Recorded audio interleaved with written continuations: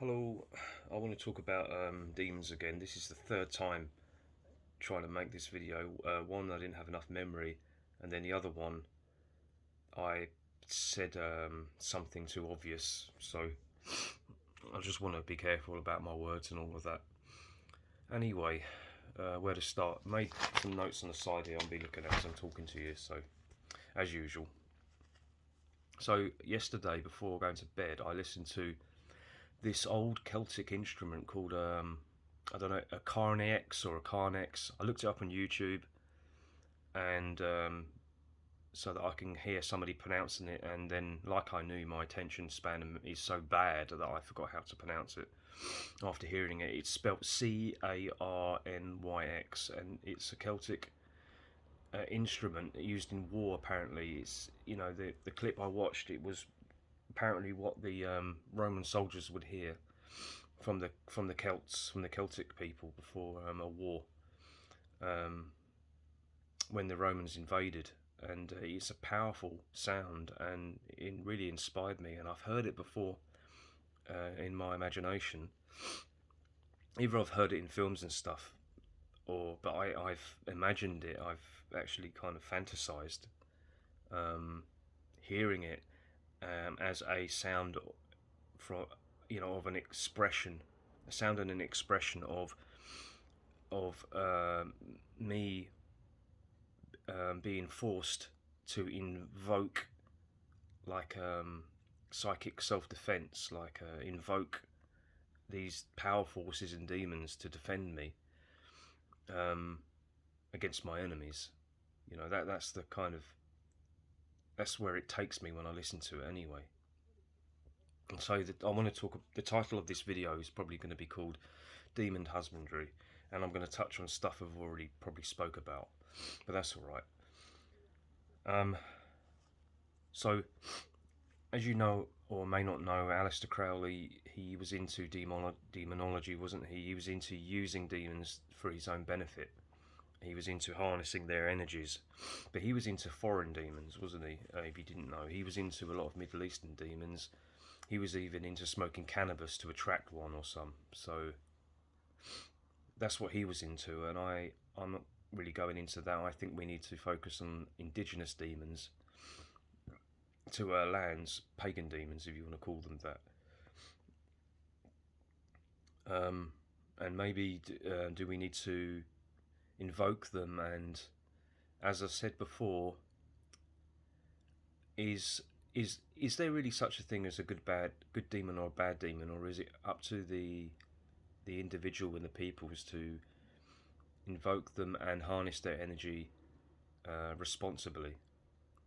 I spoke about um, the the possible importance of indigenous demons interacting with indigenous people and not foreigners, and otherwise a problem's can occur.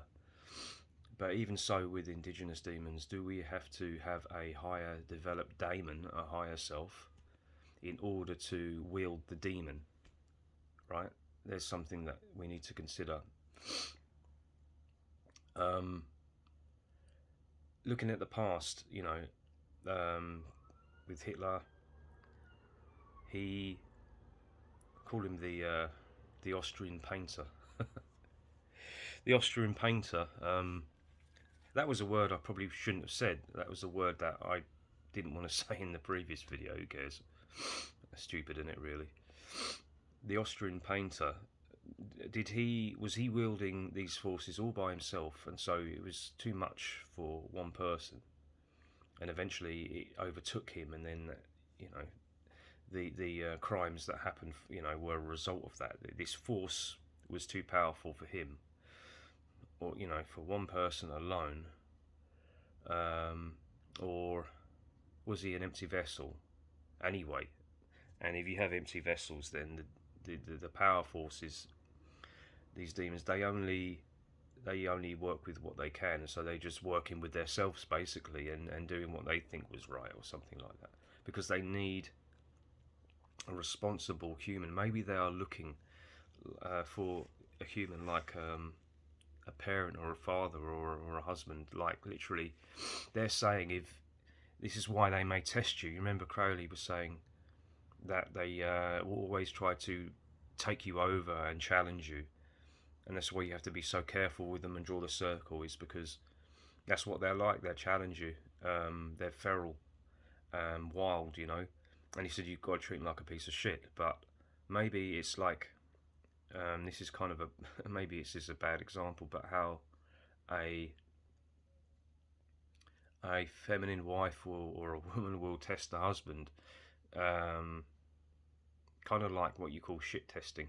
They will test you to see how you react. Are you strong enough? Are you confident enough? Are you deep enough? Are you emotionally there? Are you intelligent enough?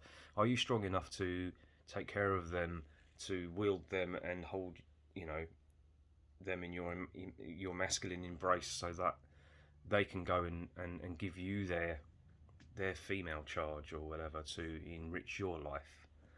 Maybe a bad example, but maybe this is what these forces, they have a certain gift and they have a certain power, but they need it's like an alchemical process or something, if that's the right word, or it's like yin and yang. They need the human element there to really bring out the best in them, you know, and so they always challenge it. And if there's no one else, then they'll just abuse, you know, like a woman would pick a weak man and like a cuck, and they just go, well, if there's nothing else, then I'll go with this. I don't know. Maybe this is what happens. So we need to be responsible. They want to be led. They, you know, maybe this is what it is. Curses, demon curses, maybe. I thought of what Thomas Sheridan said about at one point in China, the Chinese were basically imprisoning certain people of Abrahamic faith, and you know what I mean, and for no good reason. It wasn't justified, it was wrong. And he said that maybe their demons cursed the Chinese, and there was a scene of he mentioned the scene of these Chinese people just eating puppies raw, like they weren't human anymore, and maybe that was their demon power forces cursing their enemies and protecting them, right? That's interesting. Is there something we can do to evoke these power forces again, but maybe to protect us as individuals within the tribe instead of collectively? Because collectively maybe it can't happen like this, because we don't have a culture anymore. So what would they be protecting? The left, the woke, the normies, who are severely jungle juiced. They maybe don't want any of that. Why would they rise up and protect that against a certain Abrahamic faith? So maybe they need to focus on us, but we perhaps have to be responsible, and we have to do our bit. We need to call them. It's not the other way round, if you know what I mean. They expect us to call them and do it responsibly. And maybe that's the answer. Going back, it was one of the Hocus Focuses with Sarah Mundini and Thomas Sheridan. They were talking about, I think it was one of the Keys of Solomon, Lesser Keys of Solomon, one of those two, or if they're not the same. Talking about the different demons and the gifts that they have. And they were saying maybe there's pagan demons, and they're not bad. They all had great gifts. It was just how they're wielded. So that's definitely relevant to this, what I'm saying.